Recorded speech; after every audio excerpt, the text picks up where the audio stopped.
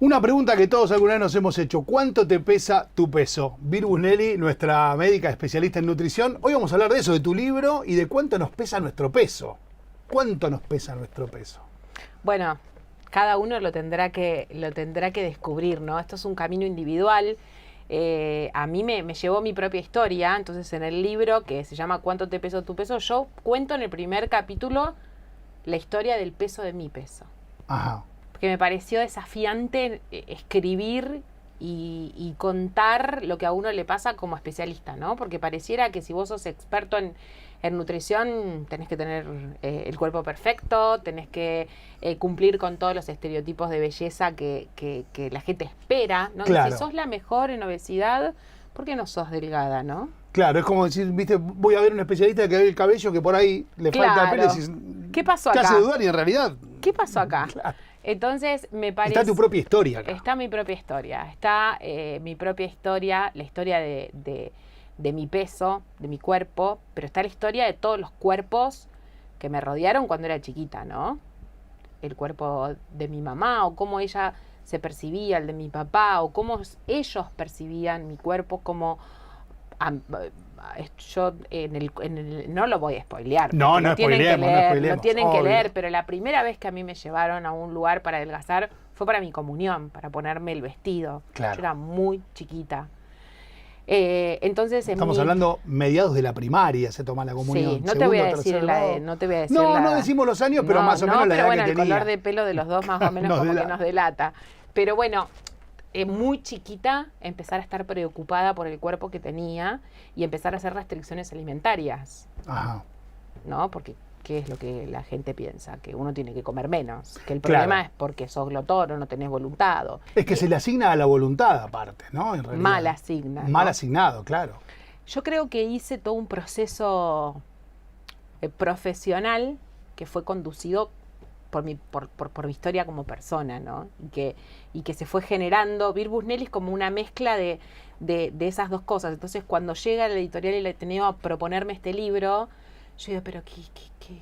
No, yo no puedo hablar de la obesidad, de los tratamientos, de lo que se dice y de lo que hay que hacer sin contar la realidad, ¿no? Claro. Yo en Instagram pongo siempre la foto pongo la verdad de la milanesa y me pongo, ¿no?, dando una charla en Zoom divina de arriba y abajo en pijama, digamos. La verdad es esta. Claro. O sea, sí, soy una mamá, una médica, muy exitosa, pero hay una verdad atrás de todo esto. Sí, corres como todo el mundo, decís, uy, no comí. Exacto. Y después a tu paciente le decís, las 4 comidas, no deje pasar más de 2 horas. Bueno, eso es lo que yo le pido a los profesionales. Claro. Que no dejen de ser persona cuando atienden los pacientes. Sí, que no se deshumanicen. Claro, ¿no? Y que comprender todo lo que la ciencia ha avanzado en base a reconocer a la obesidad como una enfermedad muy compleja, a que no tiene que ver con la voluntad, a que no es culpa de las personas, a reconocer que los pacientes que llegan a nuestro consultorio tienen una historia re pesada y que nosotros tenemos que acompañarlos empáticamente, amorosamente en ese camino. Y este modelo paternalista de tenés que comer las 4 comidas, no, Mariano, eso está obsoleto. Porque si resultase, estaríamos todos re flacos. Claro. O sea, si todo lo que hicimos hasta ahora y todas las dietas que hay, todos los métodos que figuran en las redes sociales y todos los panqueques, los polvos, si todo eso funcionase, la verdadera pandemia del siglo no sería la obesidad. Que es la verdadera pandemia de este siglo, claro. Sí, o sea, si funcionara la fotocopia que te sacan a veces del cajón y te dicen, hace esto y venía en un mes, no, estaría todo solucionado. Estaría todo funcionando. ¿Y por qué es una enfermedad multifactorial, como se la llama, y crónica, además? Porque cuesta entender eso, ¿no? La gente entiende la dieta como, bueno, me cuido 2 meses, me entra el vestido, me queda mejor el traje de baño y después en marzo veo. Y bueno, pensar en que no podés cumplir la dieta es la mejor manera de entender que es crónica. Claro. Digamos, las enfermedades los médicos las dividimos en agudas, por ejemplo el COVID. Ajá. ¿Sí? Vos te enfermabas, eran 14, 15 días y se resolvía. O vos tenés una infección urinaria, te dan un antibiótico, te tratan y se resolvió. Una faringitis, es una enfermedad aguda. Una faringitis... Claro, que tiene un pico y después una solución. Claro. En cambio, una patología que si yo le pregunto a la gente para que reflexionen, ¿cuánto tiempo hace que tienen problemas con el peso corporal? La gente no te dice hace 15 días como el dolor de garganta. No. ¿No? Siempre es o en mi primer embarazo, o cuando me separé, o desde que soy chiquito ya en segundo o tercer grado, o nunca es hace 15 días. Eso hace que esto sea una enfermedad crónica. Y las causas son muy complejas. Ni hablar que existen los Big Two, que son las dos grandes causas, que es la mala alimentación y la falta del movimiento. Ajá. Pero hay un montón de cosas que hacen que una persona no coma tan bien y se mueva poco. Entonces está la genética. Primero que existen enfermedades que son monogenéticas, es decir, hay bebés que nacen con obesidad que tienen un solo gen alterado, ¿sí? Y por ahí esos bebés llegan a 4º grado con maltrato, con bullying, y realmente tienen una mochila sobre su espalda de que su problema es nada más que la comida y el movimiento, y por ahí tienen una enfermedad genética. Claro. ¿Sí? Que habría que abordarla desde otro lado. Claro. Y después están las poligénicas, que son cuando tenemos muchos genes que heredamos de mamá, de papá, del tío, del abuelo. Cuanto más genes tenés, más posibilidades tenés de desarrollar la enfermedad.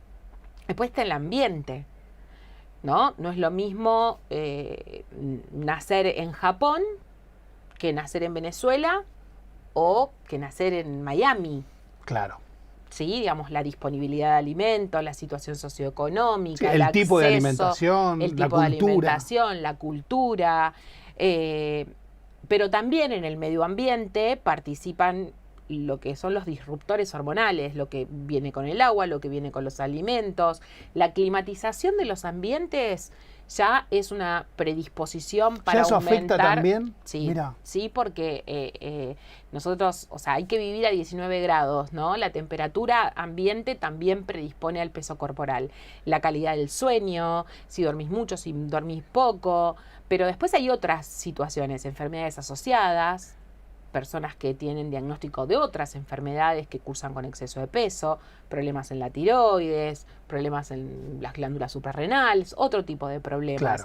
O que tuviste que tomar algún remedio para alguna enfermedad. Que también te alteró o te... Que eso es una causa muy frecuente de exceso de peso que no muchas personas tienen en cuenta.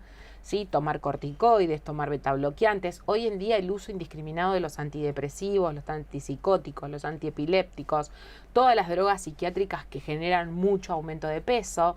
Entonces, no todo lo que te pasa tiene que ver únicamente con lo que vos comés. Claro. Y también existe un comportamiento alimentario que se va gestando de acuerdo a tu situación individual, que es diferente a la de tu hermano. Sí, o a sí, la sí. de tu hermano gemelo, o a la de tu mellizo. Viviendo en la misma casa, habiendo ido al mismo colegio. El libro cuenta la historia de bueno, no voy a spoilear. No spoiler. Pero cuenta vos viste que hay familias donde un hermano tiene exceso de peso y ese hermano no come el churrasco con el tomate, y el que no puede comer puré.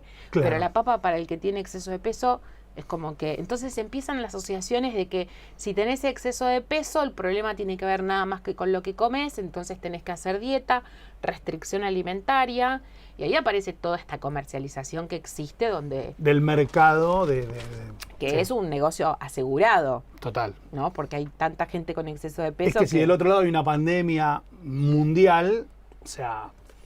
¿De qué porcentaje de la población hablamos así, a grosso modo, cuando hablamos de Argentina, por ejemplo? Mira, las cifras que tenemos en Argentina son muy desactualizadas, son prepandémicas. Ajá. Son del 2018, de la 4ª encuesta de factores de riesgo, que decía que 6 de 10 argentinos, la situación ahora está mucho peor, 6 de 10 argentinos tenían exceso de peso. Claro, es un montón. Es un montón, y esto es 2018. Prepandemia. Prepandemia. Que la pandemia fue el show de la masa madre y las medialunas, aparte. Exacto. Y hagamos pan, digamos. Exacto.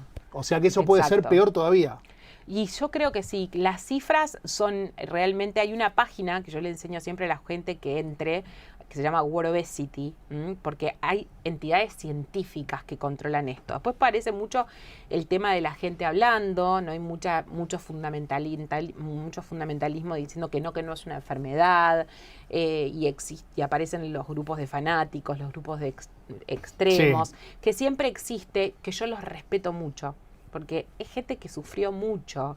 Claro. Entonces yo, como la viví, la vivo, respeto mucho las posturas de cada uno, Pero Sí, pero vos vas con la tuya, que es pero científica. no es la mía, es la ciencia. Es la científica, Entonces esa. siempre les digo que existen sociedades científicas, que existen protocolos y que existen realmente guías de tratamiento. No es que vos tratás al paciente como a vos te guste.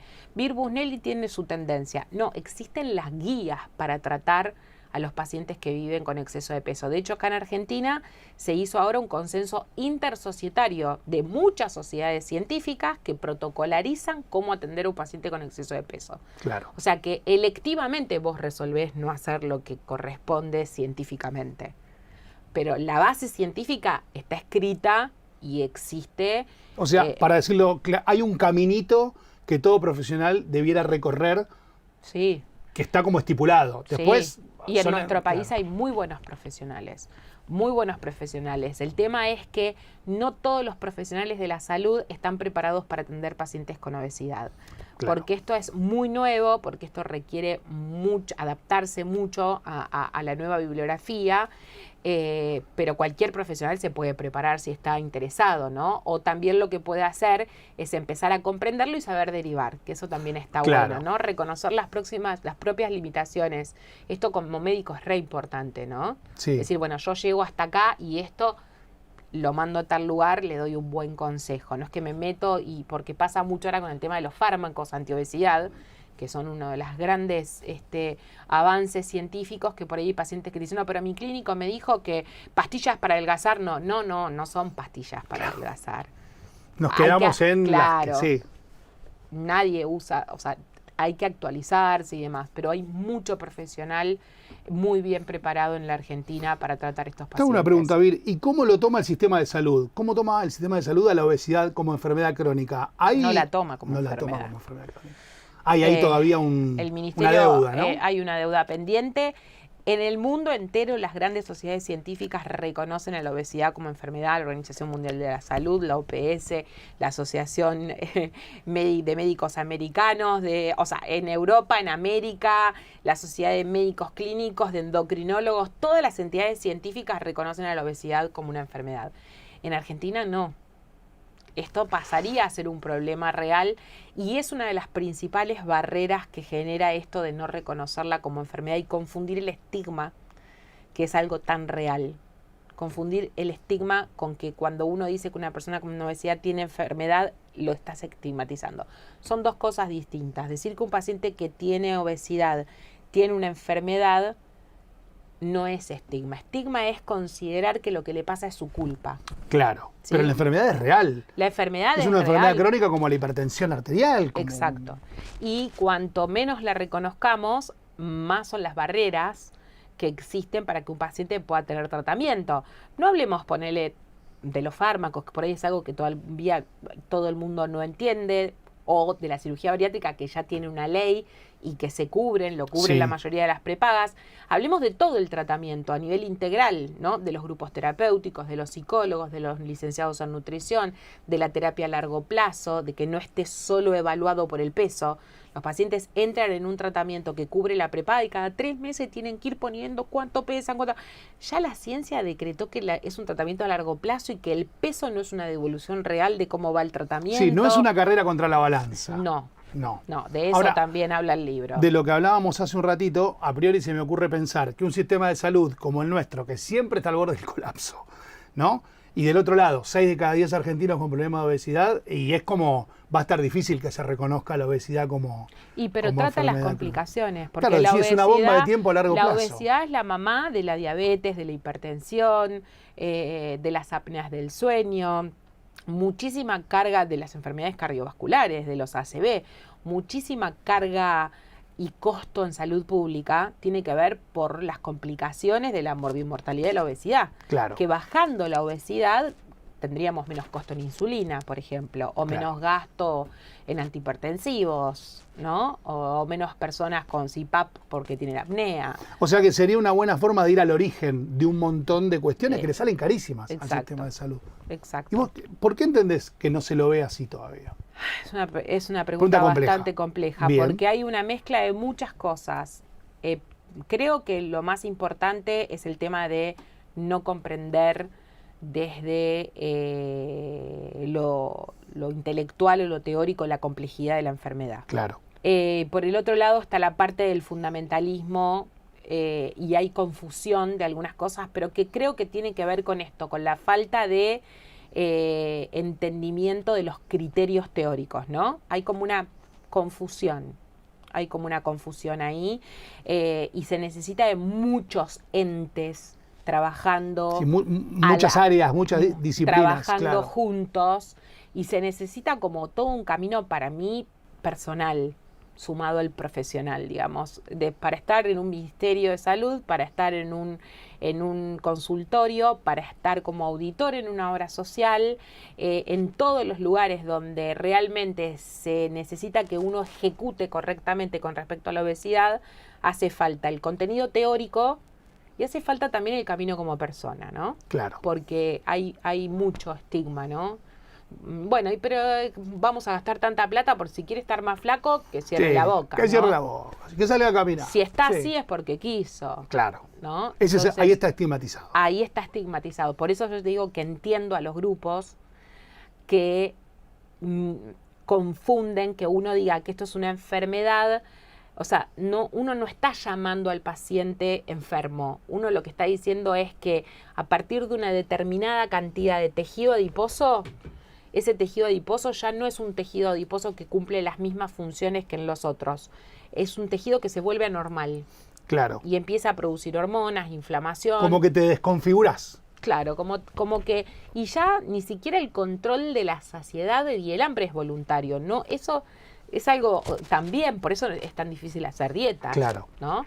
Pero ese mismo tejido adiposo controla casi todo, tu conducta, tu hambre, tu saciedad, tu situación inflamatoria y todo lo que te puede pasar en todo tu cuerpo, no solamente en lo que tenga que ver con la composición. Claro, y al estar desregulado, no te llega, no sé, digo, no te llega la saciedad nunca, digamos. Exactamente. No porque no esté lleno, sino porque no, está funcionando mal. Porque las hormonas es Claro. una enfermedad neuroendocrina. Acá hay hormonas que sintetizan en el tubo digestivo, que se sintetizan en el páncreas, que se sintetizan en el tejido adiposo, que van al cerebro y dan órdenes.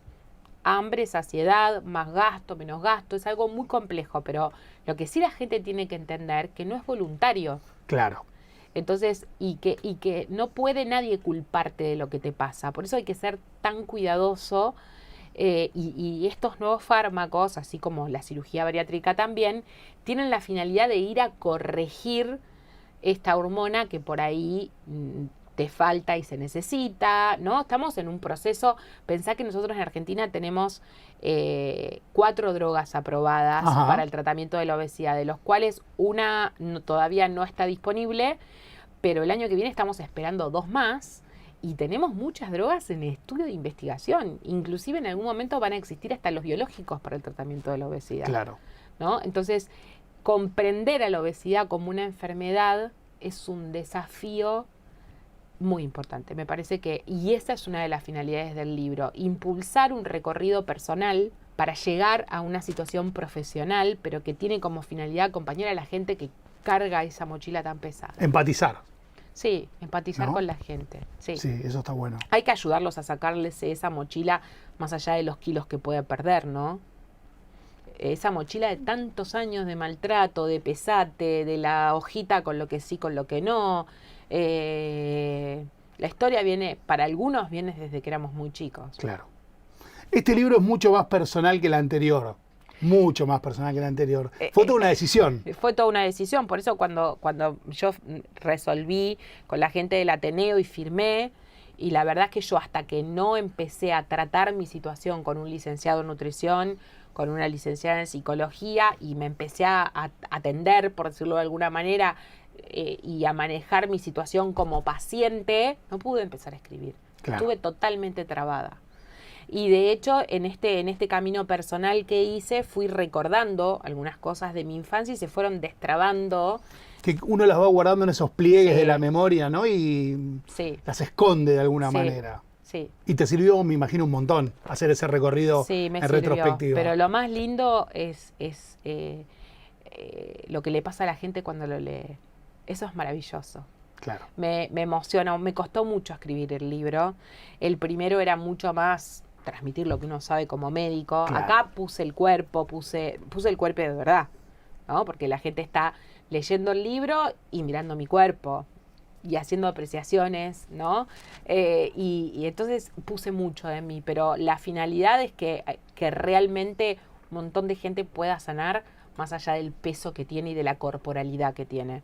Porque somos un montón de cosas más que el peso de la balanza, Total. ¿no? Absolutamente. Muchas gracias, Viru. Un placer.